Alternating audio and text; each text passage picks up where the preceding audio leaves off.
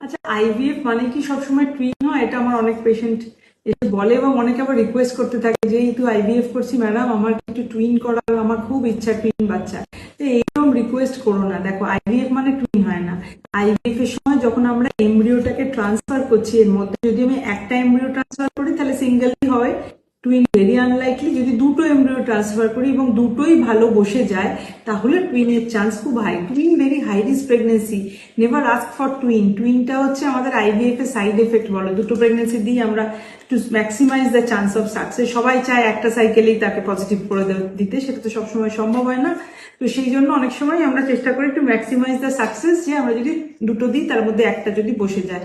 কিন্তু কখনো কখনো দুটোই বসে যায় এবং যেটাকে আমরা ভেবেছিলাম অত ভালো এমব্রিও না সেটাও বসে যায়, তখন টুইন হয়ে যায়। টুইন সবার জন্য খুব high risk, preterm risk, miscarriage risk, malformation risk সব খুব high. Never ask for twin.